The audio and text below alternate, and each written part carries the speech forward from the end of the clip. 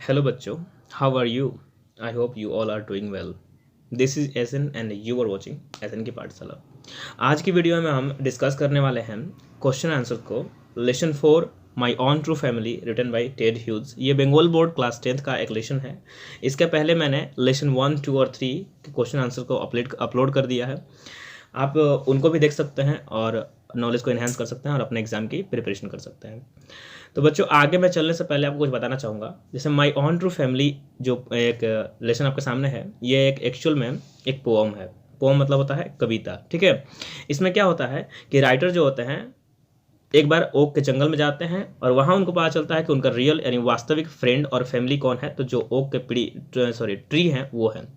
तो इससे हमें शिक्षा ये मिलती है कि हमें पेड़ों को काटना नहीं चाहिए और हमें अपने एनवायरनमेंट को बचाना चाहिए।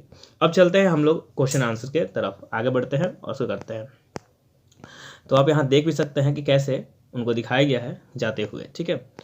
हम लोग एक्चुअली आज केवल क्वेश्चन आंसर पर डिस्कस करने वाले हैं, तो आगे बढ़ते हैं बिना किसी देरी के। स्टार्ट करते हैं।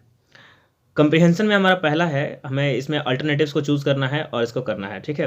एक ही सेंटेंस का अल्टरनेटिव्स दिए गए हैं और उनको हम पढ़ेंगे और समझेंगे। जैसे कि क्रीपिंग इन एन ऑकवुड, एक ऑकवुड में घूमते हुए, the poet was looking for a, the poet माने कवि खोज रहे थे। तो किसे खोज रहे थे? तो इसका आंसर होगा STAG, स्टैग। एक्चुअली इसका मीनिंग होता है, आप जान के रखिए, हिरन। लेकिन कौन सा? जिसे हम अपने भाषा में बारहसिंघा कहते हैं, यानी मेल हिरन, मेल डियर, ठीक है। अगला क्वेश्चन है, whenever an oak tree is felled, जब कभी एक ओक का ट्री गिरा हुआ दिखे, the number of trees the poet must plant is. तो याद रखिएगा, इसका आंसर आपको होगा 2, ठीक है। आप जब चैप्टर को पढ़ाया हूँ उसमें मैं समझाते गया हूँ कि कहाँ से कौन सा क्वेश्चन बन सकता है। तो उसको आप अगर चाहें तो पहले आई बटन पर क्लिक करके पहले पोएम को देख लें, उसके बाद क्वेश्चन आंसर करें, जिससे क्या होगा, आपको इसको समझने में आसानी होगी। आगे बढ़ते हैं, हमारा 2 क्वेश्चन आंसर हो गया। तीसरे की तरफ, C number, when the poet came out of the oak wood his heart was that of अ।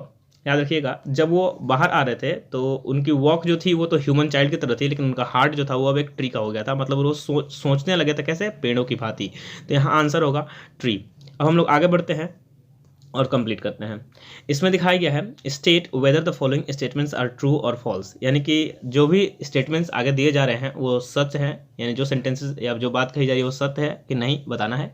अगर सत्य है तो उसके लिए हमें क्या करना है कि प्रोवाइड करना है सेंटेंस, फ्रेज या वर्ड, या फिर एक वाक्य दे सकते हैं, एक फ्रेज या फिर एक वर्ड से भी आपका बात चल सकता है अगर आप उसको प्रूफ कर पाएँ तो स्टार्ट करते हैं हम लोग इसको करना और देखते हैं, ठीक है। तो हमारा 1 नंबर यानी कि ए नंबर है, the old woman held the poet secret in her little bag. Old woman यानी कि बूढ़ी औरत ने, हेल्ड माने रखा था, सीक्रेट माने गुत्थियों को या उनके रहस्यों को, इन हर लिटिल बैग अपने छोटे से बैग में। तो इसका आंसर होगा ट्रू। बच्चों, इसको क्या आंसर क्या होगा? ट्रू। इसके लिए हम करेंगे टी और इसके लिए सपोर्टिंग स्टेटमेंट देंगे। हमारे पोएम में ही दिया हुआ है ये line, she said I have your secret here inside my little bag. क्या होगा इसका? तो आप ध्यान से नोट डाउन करिए, मैं जो लिखा हूँ उसको देख करके। अगला है, the tree tribe said. Tree tribe यानी कि यहाँ पेड़ों की जातियों से बात हो रहा है, ठीक है ना। कही दैट की the poet is bothered to see the chopping down of oak trees, माने कि ओक ट्रीज को कटा हुआ देख करके वो बहुत परेशान होते थे। ऐसा नहीं है, ठीक है। तो इसका आंसर होगा फॉल्स। इसके लिए हम करेंगे एफ और इसका सपोर्टिंग स्टेटमेंट होगा, we are chop down, we are torn up, you don't blink an eye, ठीक है। ये आपको लिखना है। नेक्स्ट है आपका C number, the poet came out of the oak wood, sorry, the poet never came out of the oak wood, यानी कि पोएट कभी भी बाहर नहीं आया उस ओक के जंगल से। याद रखिएगा, इसका आंसर होगा फॉल्स, क्योंकि वो बाहर आए थे। और इसके लिए हम लोग सपोर्टिंग स्टेटमेंट देंगे, व्हेन आई कैम बैक या फिर when I came out of the oak wood back to human company. ये आपके बुक में ही दिया हुआ है, बैक टू ह्यूमन कंपनी तक आपको लिखना है। आगे हम चलते हैं क्वेश्चन आंसर्स की तरफ, जो बहुत ही इंपॉर्टेंट है और पोएम से क्वेश्चन आंसर आते भी हैं, तो आपको इसको समझ के रखना है, ठीक है। पढ़ता हूँ मैं और आपको समझाते हुए जाता हूँ और इसका आंसर भी आपको मिलता हुआ जाएगा। तो हमारा पहला क्वेश्चन है, when did the poet came twice awake. Poet दोबारा कब जगे, ऐसा उनको कब प्रतीत हुआ। तो आंसर होगा, the poet comes twice awake as the old woman opened up her little bag। ये आपका आंसर होगा। दूसरा है व्हाट वुड हैपन, क्या हुआ टू द पोएट, कवि को, if he fail to make the promise, अगर वो फेल हो जाते हैं प्रोमिस को, मतलब प्रोमिस करने में, या जो प्रोमिस किए हैं उसको करने में। तो याद रखिएगा इसका आंसर होगा the poet would die, the poet would die यानी कवि मर जाएंगे if he fail to make a promise. C number question है what was it that altered the poet, तो लिखेंगे the dream that the poet had, वह सपना जिसको पोएट ने देखा, beneath the boughs altered him, उसने उनको बदल दिया। अल्टर्ड का मतलब होता है बदलना। आपको ये तीनों आंसर्स अपने कॉपी में नोट डाउन करना है और इसको समझना है और लर्न करना है, बहुत ही ईजी है। आगे हम लोग चलते हैं ग्रामर और उसको भी कर लेते हैं क्योंकि बहुत कम है, इसमें ज़्यादा टेंशन लेने वाली बात नहीं है।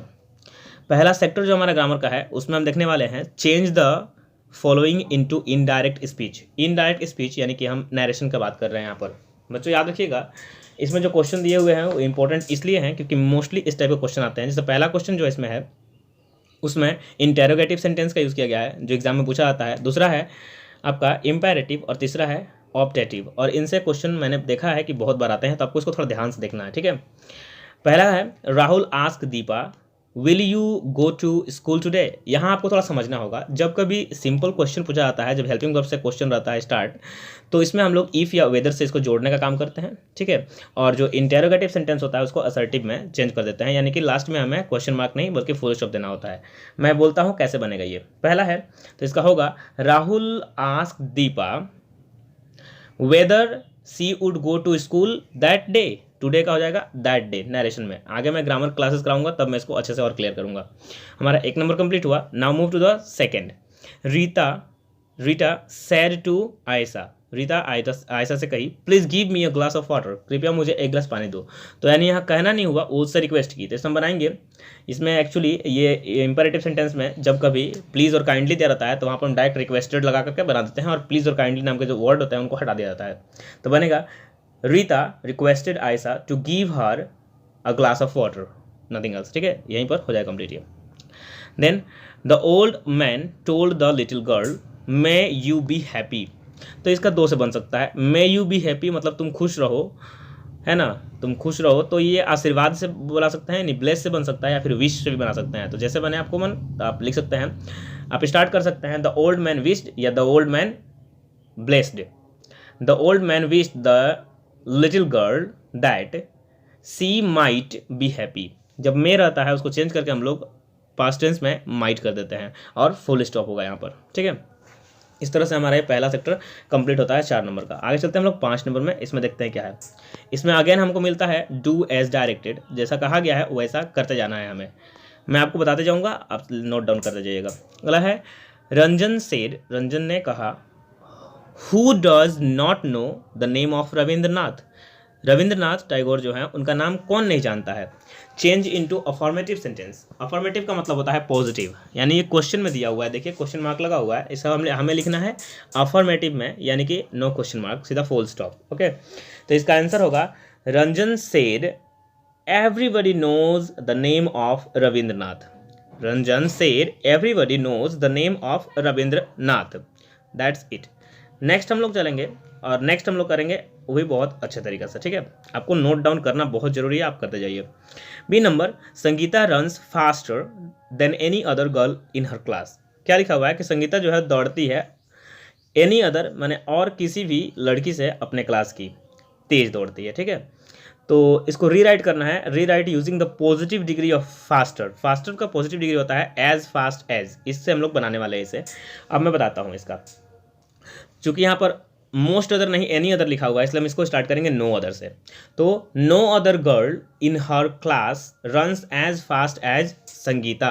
फिर से मैं बोलता हूँ no other girl in her class run as fast as Sangeeta, full stop. Then हमारा आगे का क्वेश्चन है वो है Kaushiki blamed her friend for the trouble. इसको कहना है rewrite using the noun form of blamed. Blamed का नाउन फॉर्म को हमें यूज करना है यहाँ पर, जो क्या होगा ब्लेम होगा, पुट ब्लेम इसको हम लोग करेंगे, ठीक है। तो आगे करते हैं। बनाते हैं, मैं इसको बोल रहा हूँ, आप सुनिए, लिखते जाइएगा आप। Kaushiki put blame on her friend for the trouble. Kaushiki put blame on her friend for the trouble. पहले क्या था, जो ब्लेम्ड था वही वर्ब का काम कर रहा था, लेकिन अभी क्या है, पुट जो वर्ड है वो वर्ब का काम कर रहा है। अब मैं आपको आगे बताता हूँ कि आगे होने वाला क्या है। तो देखिए आगे मैं पढ़ाने वाला हूँ नेक्स्ट डे, आपको एक्चुअली बहुत अच्छे से समझाऊंगा, आप रेडी रहिए इसके लिए। इसमें हम लोग जानने वाले हैं नोटिस राइटिंग को। मैंने नोटिस राइटिंग को पहले से अपलोड कर दिया है, आप एंड स्क्रीन में, यानी कि जब वीडियो खत्म होगी उसके लास्ट पार्ट में जो वीडियो आएंगी 2 ठो, उसमें आप देख सकते हैं कि कैसे लिखते हैं एक नोटिस राइटिंग को। हालांकि मैं अगले वीडियो में, मतलब जस्ट इसके अगले पार्ट में इस वीडियो को मैं कंप्लीट कराऊंगा और मैं आपको बताऊंगा कि नोटिस राइटिंग कैसे लिखा जाता है और ईजी वे क्या है नोटिस राइटिंग का। तो मिलते हैं अगली वीडियो में। टिल देन टेक केयर, अपना ख्याल रखें। जय हिंद।